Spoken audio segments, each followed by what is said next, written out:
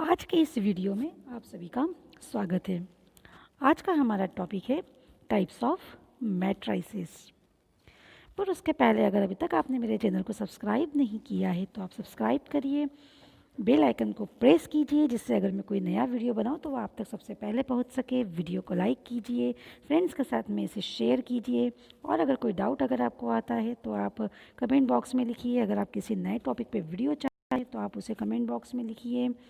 तो चलिए आज का वीडियो हम स्टार्ट करते हैं। आज का हमारा टॉपिक है टाइप ऑफ मैट्रिसेस, कि मैट्रिक्स कितने प्रकार के होते हैं। ये वीडियो हिंदी और इंग्लिश दोनों ही मीडियम के स्टूडेंट के लिए बहुत यूज़फुल है, तो वीडियो के अंत तक ज़रूर बने रहिएगा। मैट्रिक्स पर मैं 2 वीडियो पहले ऑलरेडी अपलोड कर चुकी हूँ। एक तो मैट्रिक्स का इंट्रोडक्शन और ऑर्डर ऑफ अ मैट्रिक्स क्या होता है, तो उसकी लिंक मैं आपको डिस्क्रिप्शन बॉक्स में दे दूँगी। तो पहले आप वो वीडियो देखिए, तब आपको ये वीडियो और अच्छे से समझ में आएगा। तो आज हम लेते हैं कि मैट्रिसेस के प्रकार कितने होते हैं, अवयवों के प्रकार कितने होते हैं। तो सबसे पहला हम लोग लेते हैं रो मैट्रिक्स। तो ये रो मैट्रिक्स क्या होता है? If a matrix has only row and any number of columns is called row matrix. मतलब अगर किसी मैट्रिक्स में केवल एक रो हो लेकिन कॉलम कितने भी हो सकते हैं, तो उस टाइप के मैट्रिक्स को रो मैट्रिक्स कहा जाता है। जैसे हमने हमारे एग्जाम्पल में केवल ये एक रो ले रखी है, बस ये केवल एक रो है, और इसमें कॉलम ये पहला कॉलम है, ये दूसरा कॉलम है, ये तीसरा कॉलम है और ये चौथा कॉलम है। ऐसे हमने हमारे मैट्रिक्स में 1 रो एंड 4 कॉलम ले रखी है। इसमें केवल एक ही रो है लेकिन 4 कॉलम है। आप इसमें 5 कॉलम, 6 कॉलम, कितने भी कॉलम ले सकते हैं। कॉलम की संख्या कितनी भी हो सकती है, लेकिन रो आपको एक ही रखना है। और हमने मैट्रिक्स को किससे डिनोट किया है? ए से डिनोट किया है। मैट्रिक्स को हमेशा कैपिटल लेटर से ही डिनोट करते हैं। तो हमारे इस मैट्रिक्स ए के बारे में हम क्या कहेंगे कि a matrix is a row matrix. और कितने ऑर्डर का है वो? 1x4 ऑर्डर का है। चलिए अगला टाइप लेते हैं कॉलम मैट्रिक्स। तो कॉलम मैट्रिक्स क्या होता है? Column matrix a matrix consisting of a single column and any number of rose is called a column matrix. तो क्या कहा गया है डेफिनेशन में कि ऐसा मैट्रिक्स जिसमें केवल एक ही कॉलम हो, लेकिन नंबर ऑफ रोज कितनी भी हो सकती है, पंक्तियों की संख्या कितनी भी हो सकती है, लेकिन कॉलम एक ही होना चाहिए। तो इस टाइप के मैट्रिक्स को कॉलम मैट्रिक्स कहा जाता है। जैसे हमने हमारे एग्जाम्पल में मैट्रिक्स को पहले तो हमने इसे बी से प्रदर्शित किया है, और अगर हम देखें इसमें तो आपको केवल एक ही कॉलम ये देखने को मिलेगा, जिसमें 2, 3 एंड -1। तो ये केवल एक ही कॉलम है। और इसमें अगर हम पंक्तियों की संख्या काउंट गिने तो इसमें टोटल हमारे पास 3 रो पंक्तियाँ हैं, 3 रो है। ये first row, second row and third row, ऐसी टोटल 3 रो हैं। तो हम बी के बारे में क्या कहेंगे कि B is a column matrix, और उसका ऑर्डर कितना है? 3x1 इसका ऑर्डर है। तो अब हम लेते हैं हमारा नेक्स्ट टाइप है जीरो और नल मैट्रिक्स। तो जीरो और नल मैट्रिक्स क्या होता है? A matrix is said to be zero matrix और null matrix if all its elements are zero, and generally it is denoted by O।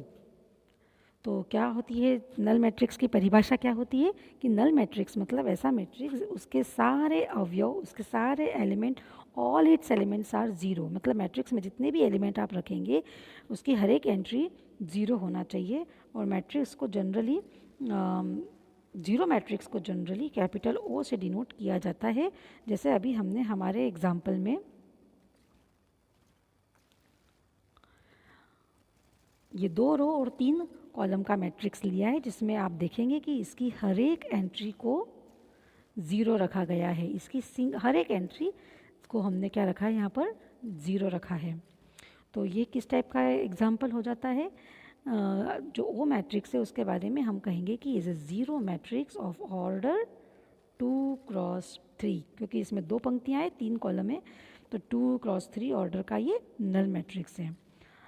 अगला type हम लेते हैं स्क्वायर मैट्रिक्स। तो स्क्वायर मैट्रिक्स क्या होता है? A matrix is a matrix in which the number of rows is equal to the number of columns। ऐसा matrix जिसमें आप नंबर पंक्तियों और स्तंभों की संख्या इक्वल रखें, मतलब जितनी रो रखें आप उतने ही कॉलम अगर उस मैट्रिक्स में रखते हैं तो उस टाइप के मैट्रिक्स को स्क्वायर मैट्रिक्स कहा जाता है।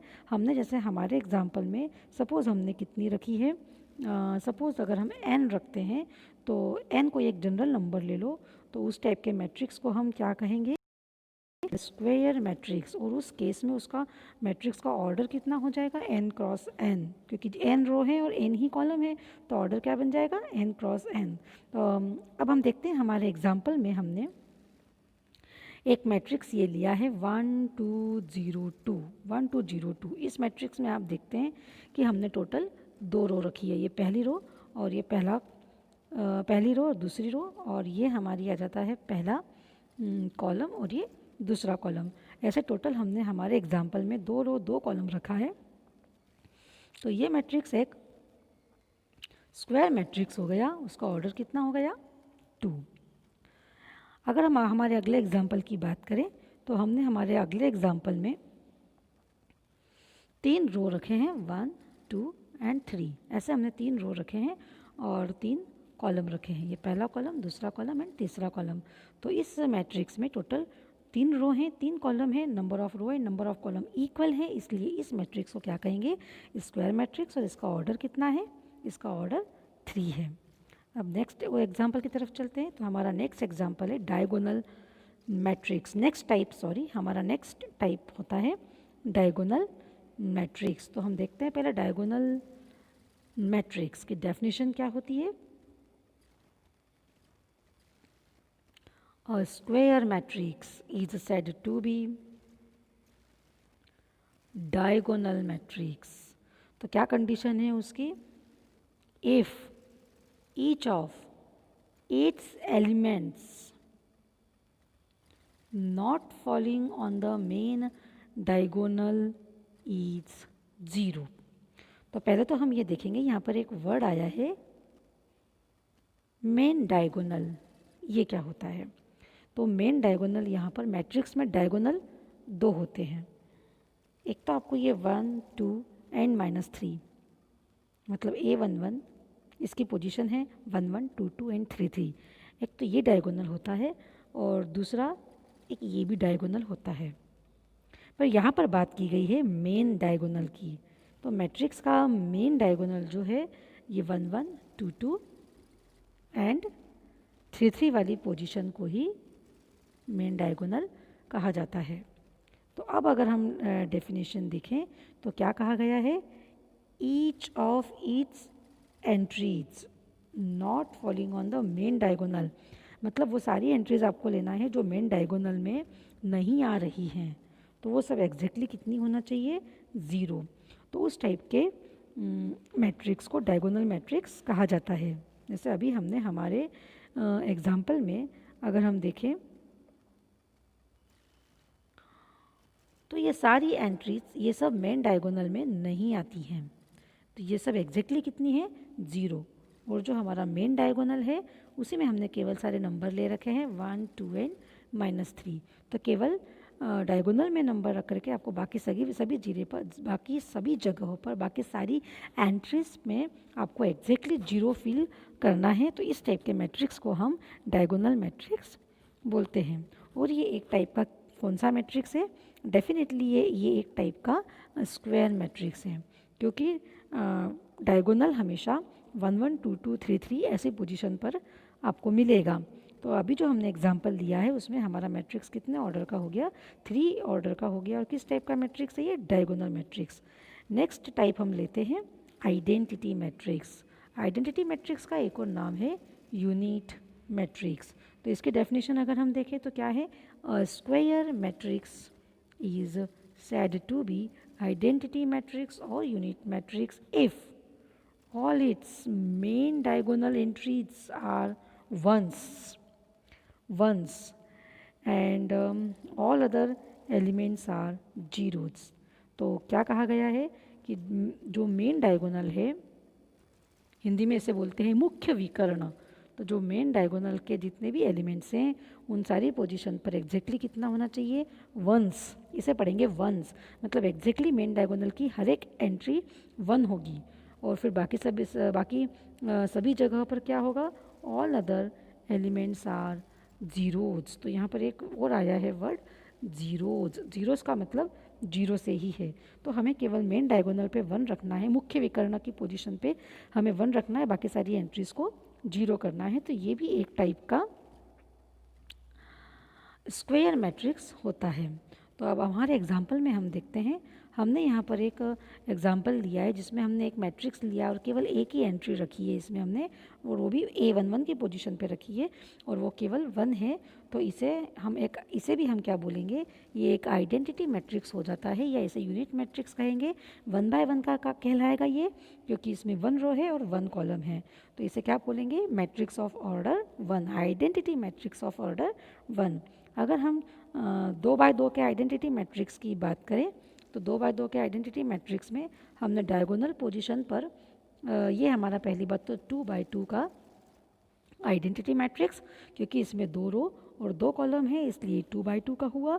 अब बात आती है मेन डायगोनल की, तो मेन डायगोनल पे हमने ये डायरेक्शन होती है मेन डायगोनल की, मतलब 1 1 और 2 2 की जो पोजीशन होती है उसे मुख्य विकर्ण या मेन डायगोनल की पोजीशन कहते हैं। यहाँ पर एग्जैक्टली क्या आया है, 1 आया है। और अगर हम बाकी सब जगह पर देखें तो बाकी सारी एंट्रीज इस मैट्रिक्स में कितनी रखी गई हैं, 0 रखी गई हैं। तो इस प्रकार के मैट्रिक्स को, इस टाइप के मैट्रिक्स को आइडेंटिटी मैट्रिक्स कहते हैं। ये 2 बाय 2 का आइडेंटिटी मैट्रिक्स हो गया। अब हम 3 बाय 3 का अगर आइडेंटिटी मैट्रिक्स देखें तो ये हमारा 3 बाय 3 का 3 बाय 3 का आइडेंटिटी मैट्रिक्स हो गया। इसमें 3 रो 3 कॉलम है इसलिए इसका ऑर्डर 3 हो गया, 3 बाय 3 का है। अब इसे आइडेंटिटी मैट्रिक्स क्यों कहा, क्योंकि हमने सबसे पहले इसके मेन डायगोनल पे ध्यान दिया। तो मेन डायगोनल पे एग्जैक्टली आपको 1 रखना है। तो ये इसकी 1 1 2 2 और 3 3 की पोजीशन है, यहाँ पर एग्जैक्टली 1 रखा गया है और बाकी सब जगह पर एग्जैक्टली 0 रखा गया है। ये सभी पोजीशंस पे यहाँ पर आपको एग्जैक्टली 0 रखना है। तो इस टाइप के मैट्रिक्स को आइडेंटिटी मैट्रिक्स कहा जाता है। तो ये कौन कौन से हमने एग्जाम्पल ले लिए, ऑर्डर 2 के और ऑर्डर 3 के। चलिए अगला टाइप देखते हैं। तो हमारा अगला टाइप है स्केलर मैट्रिक्स। तो देखें क्या होती है इसकी डेफिनेशन स्केलर मैट्रिक्स की। A square matrix whose all non-diagonal elements are 0 and diagonal elements are equal, it's called a square matrix। तो सबसे पहले इसमें नॉन डायगोनल एंड डायगोनल की बात करी गई है। ऐसा मैट्रिक्स जिसमें जितने भी आप डायगोनल एलिमेंट्स रखेंगे वो सभी इक्वल रखेंगे, किसी एक नंबर के इक्वल कर दो। जैसे अभी हमने हमारे एग्जाम्पल में ये हमने हमारा एग्जाम्पल लिया है 3 क्रॉस 3 का मैट्रिक्स है ये। और अगर हम इसके डायगोनल की बात करें तो इसके डायगोनल पर, इसके मेन डायगोनल पे हमने सेम नंबर रखा है, इक्वल नंबर रखा है, 2 रखा है हमने यहाँ पर। और जो नॉन डायगोनल एलिमेंट्स होते हैं, नॉन डायगोनल एलिमेंट्स मतलब जो डायगोनल की पोजीशन पे नहीं आते हैं, जैसे ये हमने नॉन डायगोनल की पोजीशन है 1 2, मतलब 1 1 2 2 और 3 3। इस पोजीशन को छोड़ने के बाद बची हुई सभी नॉन डायगोनल ही होगी। तो नॉन डायगोनल की पोजीशन में क्या रखना है, नॉन डायगोनल एलिमेंट्स आर 0। तो आप एग्जैक्टली जितने भी नॉन डायगोनल एलिमेंट्स है हमने उसको एग्जैक्टली क्या कर दिया है, सभी को देखिए यहाँ पर ये सभी स्क्वायर वाला आपको जो दिख रहा है जिसके ऊपर मैंने सर्कल बनाया है, ये सभी नॉन डायगोनल पोजीशन से और इन सभी पर एग्जैक्टली क्या रखा गया है, 0 रखा गया है। और डायगोनल पे एग्जैक्टली एक नंबर कोई 2 रखा गया है। तो इस टाइप के मैट्रिक्स को क्या स्केलर मैट्रिक्स कहते हैं। और अभी हमारे एग्जाम्पल में ये स्क्वायर मैट्रिक्स कितने ऑर्डर का है, 3 ऑर्डर का है, क्योंकि इसमें 3 रोज एंड 3 कॉलम्स हैं। अब हम नेक्स्ट डेफिनेशन की बात करते हैं। नेक्स्ट डेफिनेशन है हमारी इक्वालिटी ऑफ 2 मैट्राइसेस। मैट्राइसेस मैंने आपको पहले भी बताया था कि मैट्राइसेस मैट्रिक्स का प्लूरल वर्ड है। अगर हम एक से ज़्यादा मैट्रिक्स की बात करेंगे तो हमें इंग्लिश में उसका प्लूरल मतलब मैट्राइसेस वर्ड यूज करना पड़ेगा। तो हमें 2 मैट्रिक्स कब इक्वल होते हैं उसकी कंडीशन बतानी है, उसकी डेफिनेशन बतानी है। तो चलिए हम देखते हैं क्या लिखा हुआ है। Two matrices A and B are set to be equal. तो कब इक्वल होंगे वो? If they are of same order. पहली बात तो दोनों मैट्रिक्स का ऑर्डर कैसा होना चाहिए? सेम होना चाहिए। And if all the corresponding elements are equal, it is written as A equals to B. तो इसे एक एग्जाम्पल से समझते हैं। हमने यहाँ पर एक दो मैट्राइसेस लिए हैं। एक हमने लिया है कैपिटल ए और हमने लिया है कैपिटल बी। मैट्रिक्स को हमेशा कैपिटल लेटर से ही डिनोट करते हैं। तो हमें यहाँ पर बताना है कि क्या ये ए इक्वल टू बी है। तो ये ए इक्वल टू बी कब होंगे, मतलब दोनों ये ए और बी दोनों मैट्रिसेस एग्जैक्टली बराबर कब होंगे? तो डेफिनेशन में लिखा है कि all the corresponding entries are equal, मतलब हमें उनकी कोरेस्पॉन्डिंग एंट्रीज को इक्वल बताना पड़ेगा। कोरेस्पॉन्डिंग एंट्रीज का मतलब ये होता है कि ए मैट्रिक्स में एलिमेंट की जो पोजीशन है, बी मैट्रिक्स में भी एलिमेंट की उसी पोजीशन पर सेम नंबर होना चाहिए। उसे कहते हैं कोरेस्पॉन्डिंग एंट्रीज। जैसे ए में A11 और बी में B11, तो ये दोनों कोरेस्पॉन्डिंग एंट्रीज मानी जाएंगी। तो इनकी वैल्यू एग्जैक्टली कैसी होना चाहिए? एग्जैक्टली इक्वल होना चाहिए। ऐसे ही हम सभी एलिमेंट की बात करेंगे। तो A11 किसके इक्वल होना चाहिए? B11 के इक्वल होना चाहिए। अब अगर हम दूसरे एलिमेंट की दूसरी पोजीशन की बात करें तो ए मैट्रिक्स में अगर A12 है और बी मैट्रिक्स में उसी पोजीशन पर अगर B12 है, तो इन दोनों की वैल्यू, दोनों का मान एग्जैक्टली इक्वल होना चाहिए। मतलब A12 इक्वल टू B12। अगर हम A21 की बात करें तो ए में जो A21 का वैल्यू रहेगी और बी में जो B21 की वैल्यू रहेगी, मतलब 21 और 21 की जो पोजीशन रहेगी, उन दोनों का मान एग्जैक्टली बराबर होना चाहिए, इक्वल होना चाहिए। तो A21 इक्वल्स टू B21। और अगर हम लास्ट की बात करें तो मैट्रिक्स ए में जो भी A22 का वैल्यू होगी, मैट्रिक्स बी में वही B22 का मान होना चाहिए। It means A22 equals to B22। तो अगर ये सारी चारों की चारों पोजीशन इक्वल होती हैं तो उस टाइप के मैट्रिक्स को और एक इक्वल का मैट्रिक्स कहा जाता है। मतलब हमारे एग्जाम्पल में डेफिनेशन में ए और बी क्या होगा यहाँ पर? इक्वल। अगर ये सारी पोजीशंस आपस में क्या हो जाएंगी? इक्वल। और उसके भी पहले आपको ये चेक करना है कि क्या दोनों मैट्रिक्स का ऑर्डर सेम है। यहाँ पे ऑर्डर सेम होना ज़रूरी है, उसके बाद ही हम आगे बढ़ेंगे। तो हम इसे एक एग्जाम्पल से समझ लेते हैं। फॉर एग्ज़ाम्पल, हमने सपोज़ यहाँ पर ये एक ए मैट्रिक्स लिया है और हमने यहाँ पर दूसरा ये एक बी मैट्रिक्स लिया है। हमें यहाँ पर ये चेक करके बताना है कि मैट्रिक्स ए और मैट्रिक्स बी आपस में इक्वल है या नहीं। तो इक्वल चेक करने से पहले हमारा ध्यान सबसे पहले उनके ऑर्डर पे जाना चाहिए। अगर उनका ऑर्डर इक्वल है तो ही हम आगे अंदर एलिमेंट्स की बात करेंगे कि अंदर के एलिमेंट्स इक्वल है या नहीं। तो अभी हमने हमारे एग्जाम्पल में ए एक मैट्रिक्स लिया है जिसका ऑर्डर कितना दिख रहा है आपको?